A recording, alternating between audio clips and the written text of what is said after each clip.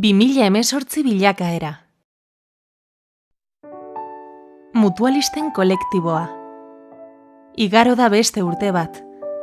Olatu erraldoien aurrean timoiari sendo eutsi behar izan diogu. Eta zailtasunei aurre egin. Egoera horretan, defenditu garela esan dezakegu. Eta bigarren urtez jarraian, 2018 urtean, mutualisten kolektiboa hazi eginda. Iazkoarekin alderatuta 415 pertsona gehiago. Guztira 28.401. Pentsiodunen kolektiboak ere, azken urteetako bilakaerari eutsi dio, eta hazten jarraitzen du. Dagoeneko 14.022 pertsonak osatzen dute kolektiboa, iaz baino 516 gehiagok. Horiei guztiei, Lagunaro kileroko pentsioa ordaintzen die. 10.500 jubilazio pentsio, 2.600 alarguntasun pentsio, eta 650 ezintasun iraunkorrekoak. Prestazioak. Prestazioen atalean 2018an Lagunarok 261 milioi euro ordaindu ditu. Iaz baino 6,8 gehiago. Banaketa prestazioak 4,1 hazi dira. Guztira 74 milioi euro. Kapitalizazioko prestazioak edo pentsioak 187 milioi eurokoak izan dira. 2017 urtearekin alderatuta, 5,1 gehiago.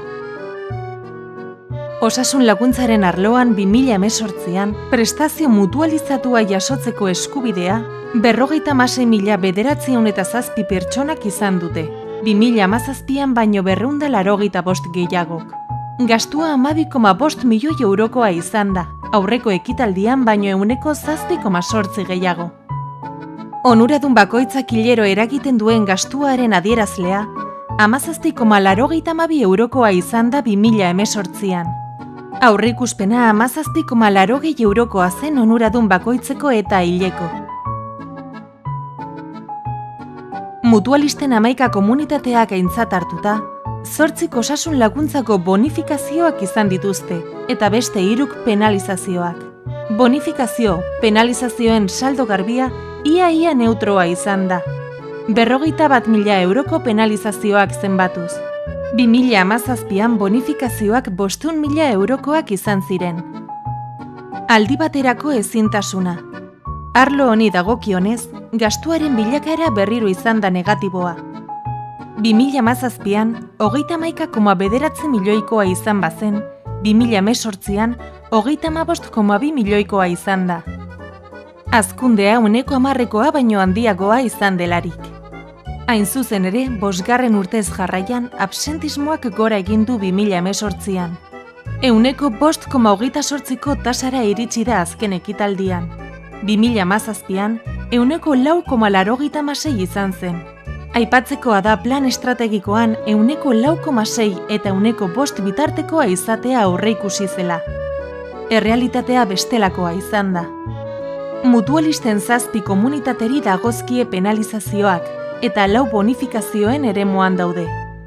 Hain justu ere, 2017ko datuarekin alderatuta, 8 komunitatek aldi baterako ezintasunaren kontsumoa areagotu dute. Bonifikazio penalizazioen saldo garbiak erakusten ditu 2,86 milioiko penalizazioak, 2017an 1,88 milioikoak izanik. Enplegu laguntzako prestazioaren gastua 22,26 milioikoa izan da 2018an. 2017an baino 3,7 gutxiago, 2017an 23,15 milioi. Prestazioen funtsa egonkor mantendu da urte hasierako 77,54 milioitan. Batez ere kontseilu errektoreak hartutako erabaki ezoikoaren ondorioz. Hala kontseilu errektoreak erabaki zuen kooperatibetara itzultzea 15,4 milioi euro, ekitaldiko diru sarreren eta gastuen emaitza gisa. Enplegu laguntzako 77,54 milioiko funtsetik, 19,37 dagoeneko konprometituta daude. 13,75 aurre jubilazioetan, eta 5,72 behin betiko birkokapenetan. Azkenik, langabezia estrukturalean dagoen kolektiboari dagokionez, ekitaldia 788 pertsonarekin amaitu zela aipatu beharra dago. Kolektiboak 136 pertsonako hazkundea izan du, gehienak kata eta anardi gobeoko estaldura sareetatik emandakoak. Era berean, kooperatibetan gertatutako barne doikuntzen ondorioz, kolektiboa 2 pertsonatan murriztu da, eta 2018an, 121 pertsonari irtenbide bat eman zaie. 121 irtenbide horietatik, 52 behin betiko birkokapenen bitartez izan dira, 28 aurretiko erretiroen bitartez, 14 kalte ordainen bitartez, eta gainerako 27ak beste mota batzuetako irtenbideen bitartez. Langabezia estrukturalean zeuden 788 pertsonetatik, 687 lanean ari ziren 2018 urtearen itxieran, euren kooperatibetan edo birkokatuta, eta 101 pertsona langabezia prestazioa jasotzen ari ziren. Hala, egoera horretan dauden pertsonen kolektiboari irtenbide bat eman nahian, Kontseilu Errektoreak enplegu laguntzako plan berezia onartu zuen 2018ko azaroan, eta 2020ko abenduaren 31 arte egongo da indarrean.